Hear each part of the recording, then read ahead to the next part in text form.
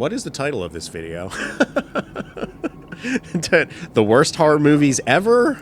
Movies we hate.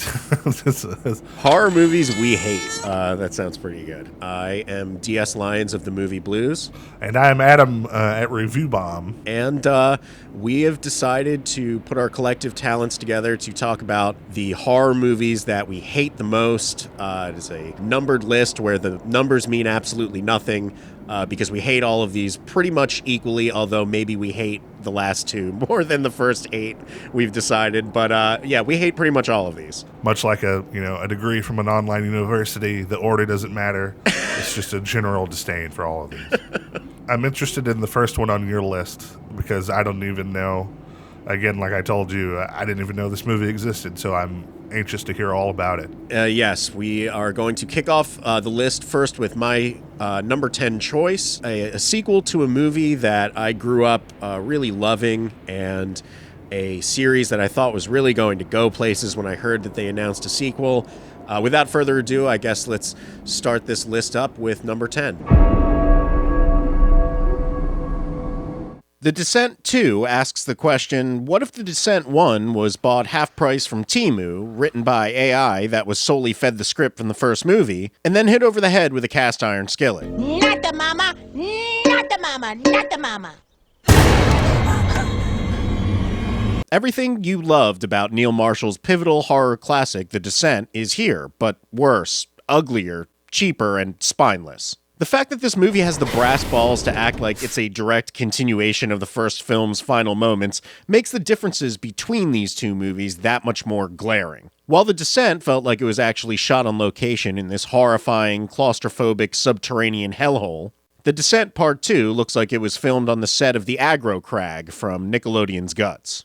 This papier-mâché-ass looking movie is so bad, so cringe, and so unnecessary that it's one of the rare sequels to actually retroactively injure the first film's reputation just by fucking existing. The plot here is clearly ripped from Aliens, where the main female protagonist of the first film is immediately convinced to return to the scene of the crime with a bunch of heavies. But here it just comes off as wildly unbelievable. Because while Ripley felt a moral imperative to fight the xenomorphs for a variety of reasons... How many colonists? I don't know, 60, maybe 70 families. The lead character from The Descent wakes up with amnesia in the hospital just to throw her spelunking gear back on and jump straight into the cave again like 3 hours later, without even remembering what happened the first time. Besides, she has no memory of the last 2 days. My name is Bucks, and I'm here to fuck. It's laughable, ridiculous, and wastes the opportunity to explore the creatures from the first film in any sort of meaningful or new way. It also undoes every major twist and plot point from the first film, sucking the tension out of both films at the same time, like a goddamn energy vampire. Sorry, Fred Mercury, but I am the champion. The Descent 2 is bad, cheap, cursed, and wildly rushed, instantly plummeting one of the best movies of the early 2000s into instant franchise death. Leaving us with a lopsided duology so uneven that it hobbles around like Oz Cobb on his clubfoot from The Penguin. You gonna tie me? How the hell am I supposed to get out of here? This is one of the worst sequels to ever sequel, and one of the worst horror movies ever. They even resort to one of the cheapest sequel tactics you'll ever see in your life by literally watching the best, most iconic scare from the first movie on a camcorder, which spooks them out, and that becomes its own jump scare. This movie is bottom barrel. Wow, Adam, did you learn so much from our ride through The Descent 2? I feel like I've sat at the foot of a scholar. Yes, absolutely. Where did you... This wasn't a theatrical release, was it? At the time, VOD didn't exist, so I think this was like a straight-to-Redbox experience. Oh, okay. That explains it. This was not a movie you could catch at the local multiplex. This was more like a disease you could only catch at certain parties. Would you like to queue up our next choice here? I see that it's from a series that I would say has many, many terrible entries in it. That is true. The series, even the good entries in this series, are pretty objectively terrible. But at least they tend to be a lot of fun. As you'll see that with this entry, that tends to be my biggest issue, is that it just isn't. All right, take me there. You know, taking over a major U.S. city is a rite of passage for any great movie franchise. The Muppets did it, Scream did it, Debbie did it, and, with this entry on the list, Jason did it. By abandoning his old killing ground of Camp Crystal Lake, sneaking onto a cruise ship full of high school students, and killing everyone as it makes its way to Manhattan, a city famous for its pizza, street gangs, Fuck you, son. and sidewalks covered in human poop.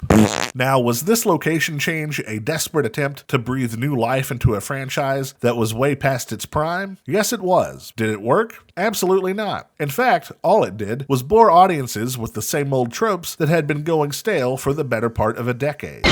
Do you like old, run-down boats that are used in low-budget movies? Well, I hope so, because this film explores literally every inch of this dilapidated sea vessel in a desperate attempt to hide the fact that it was made on a budget so small that they couldn't actually afford to take Jason to Manhattan, even though that's literally the name of the movie. So by now you're probably asking yourself, do they ever actually go to Manhattan? Well, eventually, yes. And by Manhattan, I mean Vancouver, where the only interesting thing that happens is this. Ultimate punch! Now, it's no secret that the Friday the 13th franchise isn't exactly high art, and from the very start, it's always been about horny teens played by bad actors who recite terrible dialogue while trying to not be killed. So, to criticize Jason Takes Manhattan for staying true to the brand would be kind of silly. However, the one saving grace that most of the movies in the franchise have is that they're at least fun to watch. Yes, it's trash, but at least it's entertaining trash. This movie, however, isn't entertaining at all. In fact, it commits the greatest sin that any slasher movie could make, and that's being boring. And a big part of that is because the movie is hampered by its boat location, which is just visually uninteresting, it's paced terribly, it's way too long, and thanks to the meddling of the Motion Picture Association of America, this movie can't even rely on cool kills like previous franchise entries. The whole movie is just a perfect storm of awful, and is a prime example of what happens when a franchise goes on for too long and has nothing left to offer. Or does it? Wow. Love the teaser at the end of this one. I definitely think that Jason X is a much more enjoyable movie than Manhattan. I think Manhattan definitely commits the ultimate sin in a movie like this, is that it's boring and it sucks. You can't have both. As maybe some people have seen, there is a new Stephen King adaptation that just came out on HBO Max called Salem's Lot. It's supposed to be a big piece of shit. And that is another footnote in a long, long history of shitty Stephen King movies based on sometimes shitty Stephen King books. I tend to avoid Stephen King anything, typically, just because it's usually awful. I agree, and I think really that awfulness hit its ultimate peak with the next movie on our list. So let's get into it now. Dreamcatcher is a movie that I'm sure a lot of us find to be a bit nostalgic at this point. In fact, I wouldn't be shocked if this was the entry point for a lot of people into the work of Stephen King. And not for anything, this is actually a good representation of the best and worst of King, in that it's an overbloated, inconsistent, jumbled mess made by a dude who had just survived a car accident and several decades of flagrant cocaine abuse. Cocaine's a hell of a drug.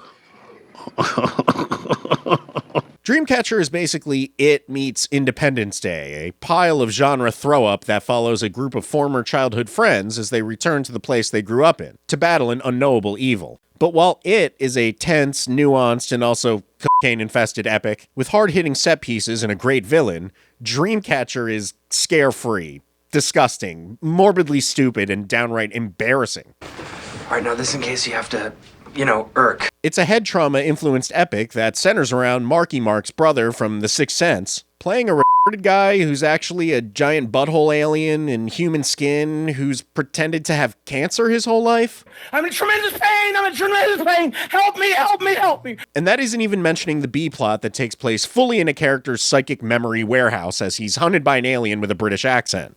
Let's be friends. Are you speaking to me? We're going to take a little journey. Or the C-plot that follows another cocaine legend, Tom Sizemore, as he fights Morgan Freeman's caterpillar eyebrows in an all-out war between aliens and the army. Well, I'm that dog.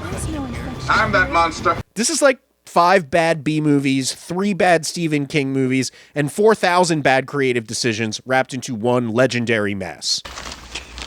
Crazy. All of Stephen King's worst tropes and none of his best strengths are on full display here, leaving Dreamcatcher as one of the most boneheaded, embarrassing, exhausting, and excrement-fueled movies of the 2000s. Oh, man. So, if you've ever desired to watch a traumatic remix of It with aliens that burst out of your butt, this is literally the only movie for you. Adam, ever seen Dreamcatcher before? I have. I actually saw this one not long after it was released on DVD, and much like you, I was just like, what is this? Why? Why is any of this happening? Why did someone read this book, turn it into a script, and say, let's make a movie? It's just so terrible. The next item on our list here is a movie about a very famous curse. Now, this is one of actually several movies that you have picked for your list where I find the sequel to be so bad that I've never considered that the original was particularly awful. This movie has probably the worst sequel of any of the movies on this list that we have. Since watching your section here, I'm definitely re-evaluating my thoughts on it, and I know that this is going to be a controversial pick, so I'm going to let you take it from here. It's true. I am aware that this will be controversial. Move this man! After making this segment, I was wanting to refresh myself. How does the world feel about this movie? What's the zeitgeist feel? And I'm surprised to see that a lot of people feel differently. But what are you going to do? That's the way it goes on YouTube. So this is my most controversial segment of our video, I suppose. But I hope you like it anyway. Let's check it out. So now I have to be completely honest with everybody. The only reason I put this movie on my list of worst horror movies is so I could trick everybody into letting me talk about how much I love it. It literally has everything that you need for a horror classic, like terrible child actors and retarded horses.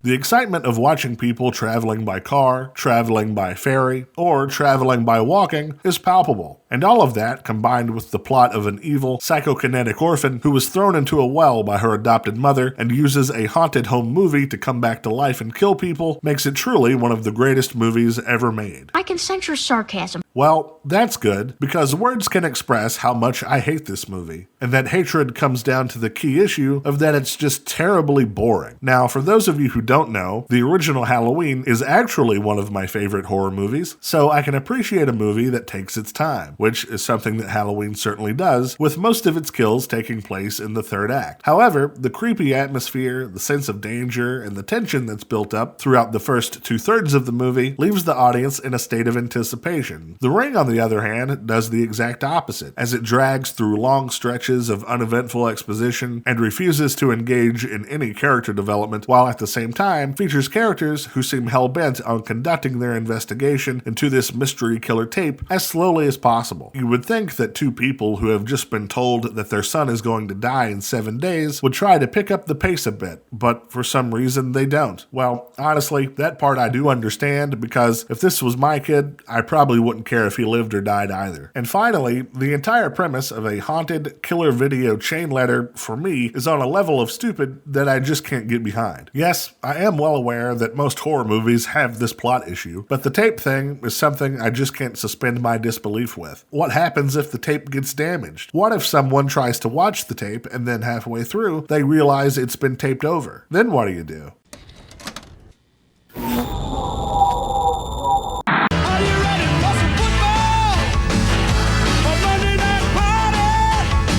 However, with all that said, the one thing we can give The Ring credit for is ushering in the era of terrible American remakes of Japanese horror films that dominated the early 2000s. So, fuck you, The Ring.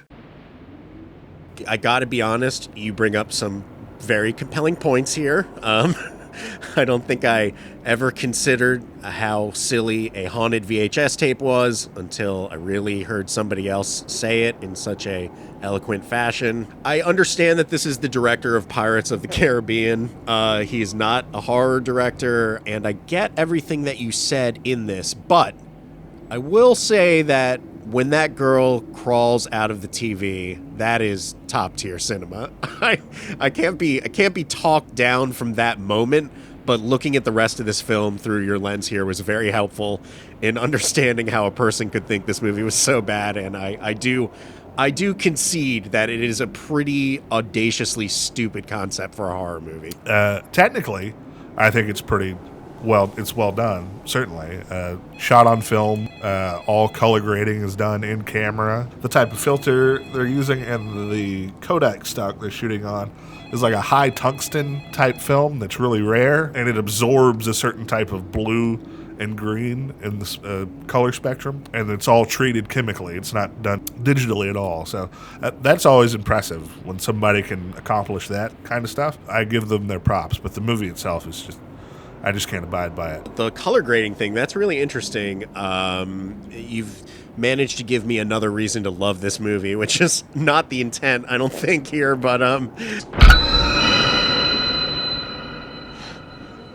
let's move on to another franchise here, unfortunately, this being one that is about 99% terrible, 1% good. This is, I think, the worst entry in this film series, although there are so many. It was hard to pick just one, but this one, I think, made me laugh by accident the most, so it automatically wins by default. I know of this movie. I saw half of it and then turned it off, so I'm interested to see what you have to say about the rest. Sometimes, late at night, I try to imagine the moment that led to Spiral from the Book of Saw's creation. I can picture Chris Rock atop a pile of unending cash, deciding between a 5th reboot of Everybody Hates Chris or the next Grown Ups movie, with the first Saw movie lightly playing in the background on his living room TV turned to TNT. Drifting off into an afternoon nap in his money cocoon, with the audio of Saw playing in the background, a dream comes to Mr. Rock. A dream to create something truly awful. Do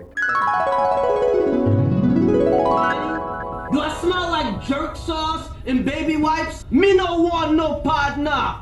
But you woke now? I'm not woke, but you can't say handicapped, you can't say retarded. You gotta say special needs. I'm trying to be respectful. And it was at that moment that he awoke from his nap, dropped all the hack scripts and cheap sequels out of his weird crab hands onto the ground, realizing all at once in glorious horror that his next project was right in front of him all along. A stand-up fueled, ACAB-adjacent police brutality version of Saw. Atop the Mount Olympus of the Who Is This Movie Made For Olympics is Spiral from the Book of Saw, a career moment so embarrassing for Chris Rock that the Academy actually hired Will Smith to wife beat it out of him. Oh, wow. Wow. And he deserved it, because Spiral is a top-down abomination, an unfunny, awkward, and ultimately accidentally hilarious not comedy, with a terrible new not Jigsaw who is punishing the police for simply doing their job badly, like they want to do. Chris Rock's acting in this movie is a crime against theatrics, and the final twist at the end where they turn Samuel L. Jackson into a piggy marionette is hilarious as it is sad. Now, the Saw series does have some awful, rotten, misbegotten entries, but somehow Spiral coasts over the worst of the series by squandering the massive potential of a reboot, and the talents of one Mr. Rock. Do you want to hear a bunch of jokes about Chris Rock's divorce in between gut-wrenching violence and head-splitting editing? I'm going through a divorce. Shit, sorry. Sorry for what? With cops. Do you want to watch a Saw movie that feels like it was written by Rodney King on a notepad while he was high on crack and running from the cops? Then boy, do I have the movie for you. I hope I never, ever have to talk about Spiral ever again, and you're welcome. The Saw franchise as a whole, you could just throw a dart at any of them, and they're all just awful. I will give them credit that they have tried to, weave a coherent or somewhat coherent, through line. They're all tied together, so it's like a Saw universe. I mean, it's a universe built on garbage, but still a universe nonetheless. All right, our next choice on the list here is a movie that some people love, not even like. They love it. They think it's high art. They think it is a genius commentary on many different social issues, and they think that it's another home run from a guy who came out swinging in his career. But I hate this movie, and you, because you have put this movie on our list, assumedly hate this movie, and I would like to talk about it because this is a movie that makes me real mad and real sad. Yeah. Again, maybe not as much as The Ring, but I think this one will also be kind of a controversial pick for me just because a lot of people do hold it in high regard for whatever reason. But I'll just let the segment speak for itself, and then we can talk about it after it's over. Suspension of disbelief is the audience's willingness to accept the implausible for the sake of enjoying a story, and it's a crucial element in most horror films. After all, the concept of a dream demon who's killing teens in their sleep, a machete-wielding zombie that's killing campers, or, as I mentioned earlier, a killer videotape, isn't exactly realistic. But, thanks to the suspension of disbelief, even the most absurd horror plots can work. However, with Jordan Peele's Us, the concept of suspension of disbelief is stretched to its breaking point, thanks to the premise that the United States government has cloned its entire population, kept those clones in underground tunnels, eventually resulting in the clones rising up and killing their above-ground counterparts as a metaphor for classism. Right. Now, on the surface, there's nothing wrong with a film tackling social issues, and horror has long been a vehicle for addressing topics like race and class for decades. However, an issue does arise when a film's themes are presented so poorly that the message becomes muddled and ineffective. Just like landing a plane, you don't get points for the attempt, you need to stick the landing. Otherwise, this happens.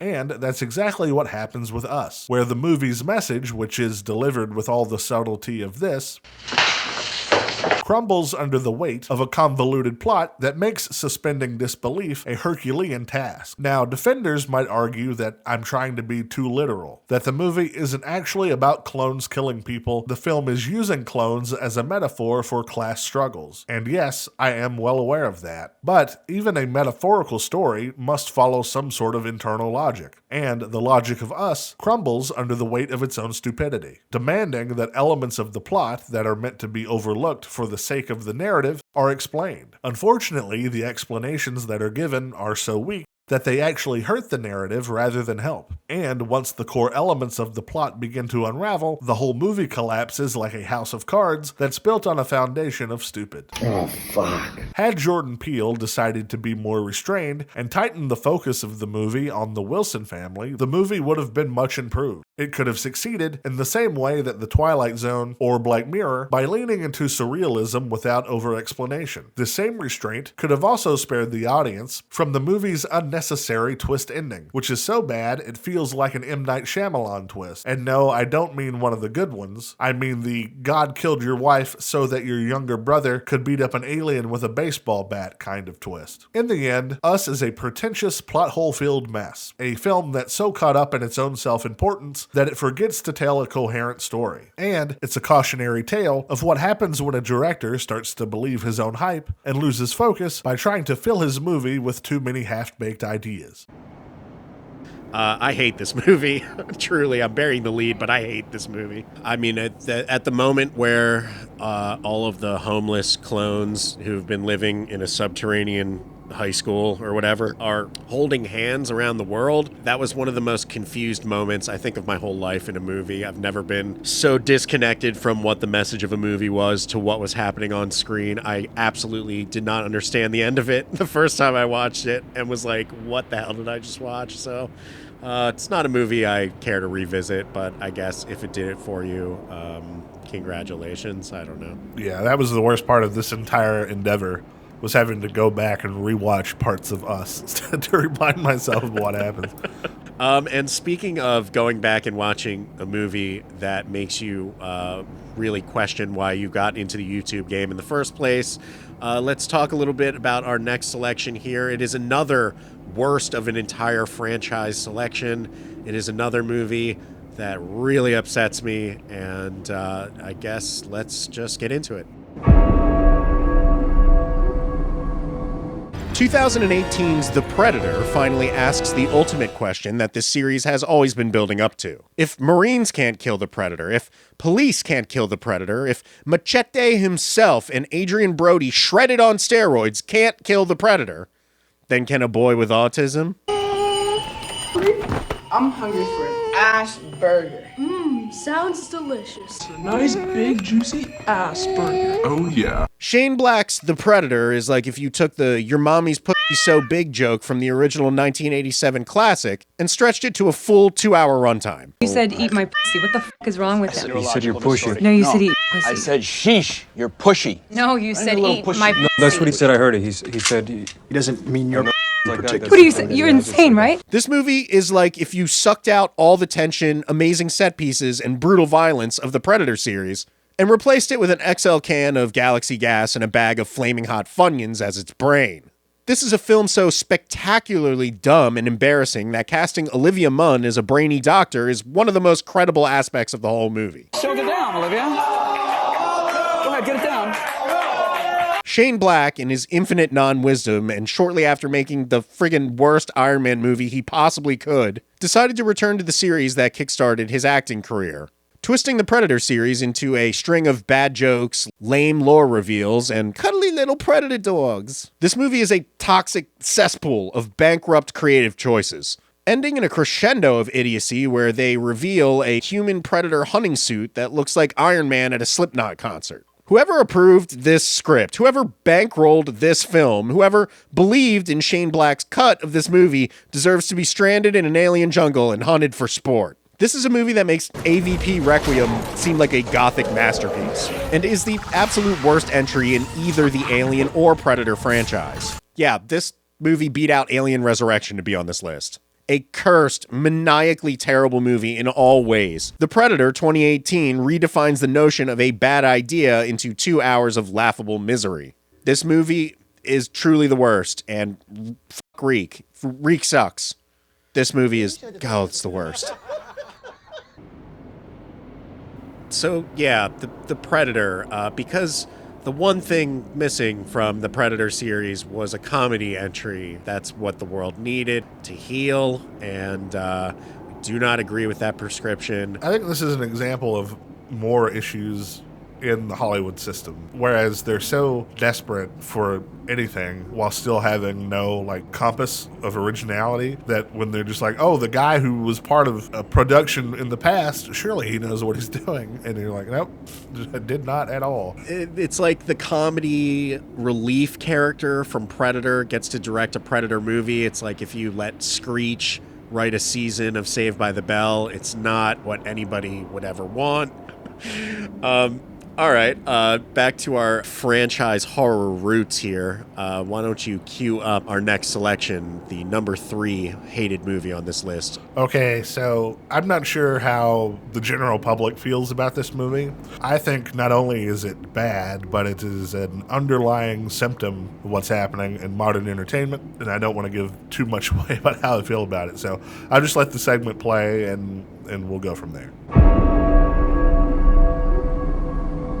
The Legacy reboot sequel, or requel as it's more commonly called, has become common practice in Hollywood as movie studios try to use the built-in audiences of long-established IPs to desperately stay afloat and cling to life. A chief offender among this trend is next on my list, Scream 5, a movie that once promised to bring Scream's special brand of slasher/murder mystery fun to a new generation, but instead rapidly fell victim to the requel tropes that we've all grown to know and hate, where a newer, younger character finds themselves in trouble and becomes friends with legacy characters who are now old and miserable, and then together they team up and beat the bad guy in a plot that's almost identical to the original film, while the script is sure to include enough Easter eggs and in-universe references to make older fans of the franchise do this. A formula that by the time Scream 5 was released, we had already seen done time and time again. Now, yes, I am well aware that the Scream movies of the past have all used movie references and tropes. That's nothing new. However, older Scream films don't just incorporate movie tropes, they subvert them, and they use that subversion as a clever way to keep audiences guessing about what could happen next. This is the moment when the supposedly dead killer comes back to life for one last scare. They also incorporate meta-humor as a way to draw attention to not only the horror genre, but issues in Hollywood as a whole. Scream 5, on the other hand, abandons subversion in favor of cliché, and uses meta-humor to constantly remind people that they're watching a Scream movie. It always goes back to the original. Rather than saying anything of substance, save for a very surface-level critique of what they consider toxic fandom. And how do they do that? By coming to the defense of Rian Johnson, of all people. What? The movie also succeeds in failing to have any likable characters, composed of a cast of insufferable Zoomers, the worst of which is the new final girl, Samantha Carpenter, played by Melissa Barrera, who has all the screen presence of a plank of wood. There's also no mystery to this movie. You can figure out who the killer is pretty easily, the dialogue is clumsy, the third act is an absolute mess, and it all ends on one of the cheesiest one-liners I've ever seen in a movie. Never fuck with the daughter of a serial killer. That's dumb. In short, this movie stinks. And it's just another example of why Hollywood needs to abandon old franchises and move on to something new. Oh, and just on a personal note, Rian Johnson can suck a dick. It feels so good. Yeah. That is a Scream movie that happened. The way that they kill Dewey and how hard they go into the death of Dewey is so disappointing in this movie and just so disrespectful to the rest of the series, which already was a series I didn't give a shit about, and it just kind of reinforced that, seeing them take the best actor still clinging on to it and just doing him so dirty. David Arquette is by far doing the best out of anybody in this movie, and seemingly for the first time in his career seems to actually give a crap about what he's doing on camera, which is kind of a weird time to start. But and then just to have him unceremoniously killed by someone who you find out is like a 5'1", 80-pound girl. It's like, what? Why? This is another example of like a movie on this list where I have trouble hating this movie because the one that comes after it I think is even worse. I almost had to rewatch this movie just to engage with your video on it because I was having trouble remembering that it fully existed. So thank you for reminding me. And that brings us down to our final two selections on the list. I know I've said this whole time that the order does not matter, but now it does. I really think that these last two are deserving of all the hate that they get. And I would like to begin by talking about the following film, which I would say is probably the largest jump in quality from original film to its sequel, and probably one of the worst sequels ever made. American Psycho 2 should be on the Mount Rushmore of movie sequels that utterly miss the point of their first film. And while the VHS cover of this movie intrigued me enough while I worked at Blockbuster, it really only takes a few minutes or seconds of this movie to understand how fucking miserable it is. Imagine thinking that the closest facsimile to Christian Bale's iconic performance from the original operatic satirical horror epic American Psycho is Mila Kunis. But a girl's gotta do what a girl's gotta do. Playing the only victim that escaped the grasp of prolific serial killer Patrick Bateman, Kunis somehow adopts the most brat parts of Bateman's persona, which she unleashes on a stereotypical early 2000s college campus in the form of brutal murder. This is a shallow, grating, godless continuation of a movie series that needed a sequel about as much as the world needs a second Jack Black. I am Steve. The level of pure, putrid cringe that accompanies Mila Kunis' absolute plank of wood performance in this movie will chill your blood and shrink your brain. I mean, all this time I thought he was taking notes. But no, this may be a waste of a rare mind. William Shatner adds a little bit of zest to a movie that has the charm of a genocide. And overall, this disaster feels like The Rage Carrie 2 meets Blair Witch Book of Shadows, but somehow worse than both. From the moment you see a Christian Bale impersonator at the beginning of this movie, you know it's going to be a sacrilegious plantation of dirt. And if you can somehow survive this movie's runtime, you will have experienced one of the most toxic sequels ever shat out of the Hollywood machine. Mila Kunis should be forever ashamed of this movie, and of Jupiter Ascending, and of marrying a dude who spent a little too much time at P. Diddy's mansion. For shame on every soul involved in this godforsaken disaster. Yeah, this was shocking to learn. Like, when you told me this was even a movie, I was stunned. This movie was actually a movie called All American Girl, starring Mila Kunis. I believe Lionsgate bought it and added tags at the beginning and end of the movie with scenes with a Patrick Bateman impersonator. They added extra voiceover to connect American Psycho with its misbegotten sequel. So yeah, this was a movie that was not intended to be related at all. Thankfully, unlike The Descent 2, which I think actually makes The Descent 1 look worse, American Psycho still lives on, and this hasn't affected that so badly and hasn't really put a sour taste on the quote-unquote American Psycho franchise. Whereas the next movie and your final selection, I would say very much has put a bad taint on the franchise that it came from, or at least the 15th reboot of that franchise that was trying to head in the right direction before it all fell apart. So why don't you get us going here with our final selection on the absolute worst horror that we hate, the movie, the video by Review Bomb and Movie Blues. Eloquently stated. Yes, this movie is just a shining example of what happens when you're given a bunch of money to make a movie and you don't know what to do.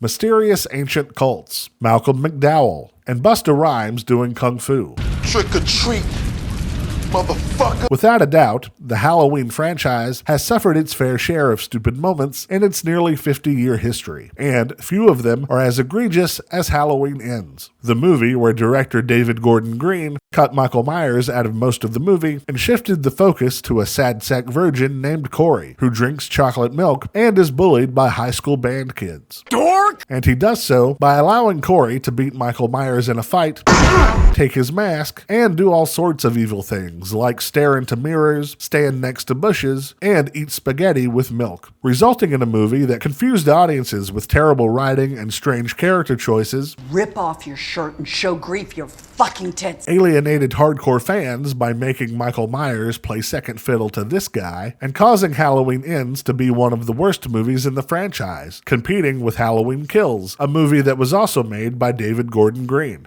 Now, after learning all this, it may surprise you that Halloween Ends was actually the final movie in a new Halloween trilogy, a trilogy that started with 2018's Halloween, a movie that most people seem to feel is at least okay. Yes, it also had its fair share of stupid moments, but for the most part, it was fine. However, after the disaster that was Halloween Kills, I guess David Gordon Green suffered a stroke or had a nervous breakdown or something and ended up making a movie where Michael Myers transfers his evil to some random kid. How? By staring deeply into his eyes.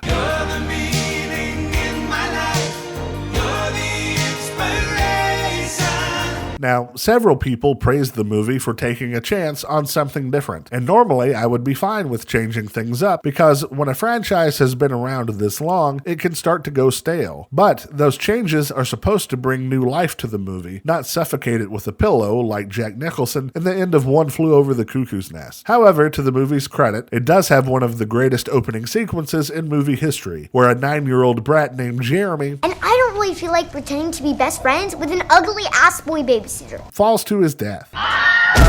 So, it's not a total loss.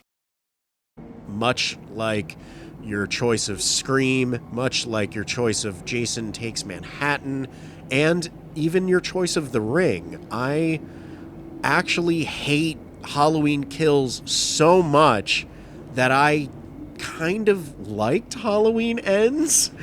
In your video, you even kind of said that there might be some people out there who are so sick of Halloween movies that something so stupid and so different would hit for them, and I am that guy. I do own this movie on 4K. I have not rewatched it. I only watched it one time. When I saw it in theaters, I just could not stop laughing. The opening with the kid exploding in the foyer was one of my favorite cold opens I feel like I've ever seen in my whole life. Him transferring his energy into a dork was like one of the dumbest things. The entire theater was groaning. It was like an incredible, almost religious experience. Whereas Halloween Kills, the whole evil must die thing, that movie was so bad. Halloween Kills is like My Last Jedi, where it's so bad and it made me so angry that it's got a special hate for me in my heart. So I'm curious on how you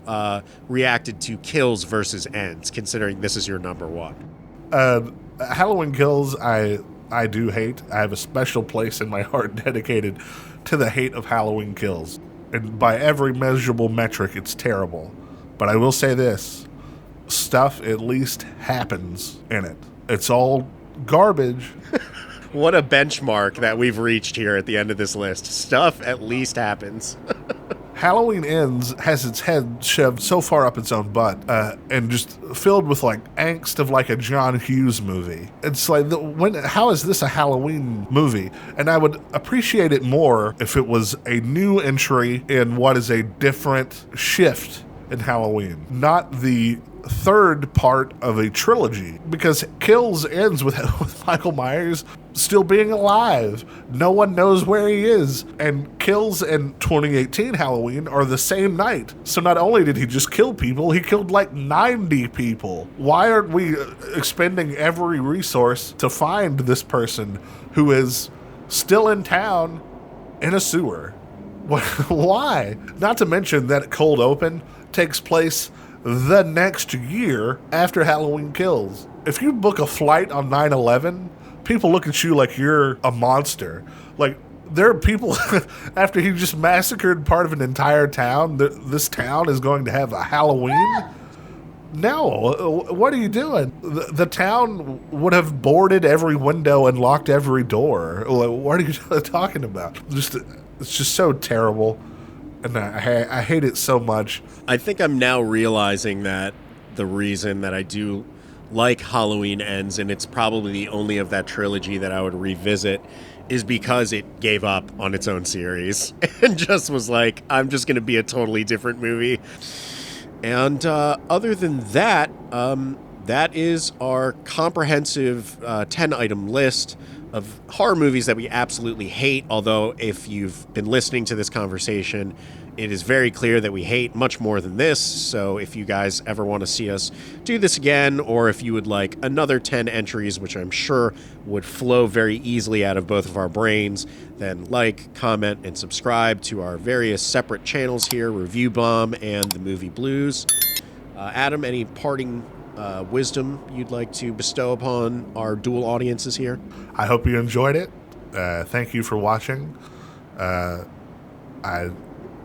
Please come to my channel and argue more with stuff that I don't like and you do like, or vice versa.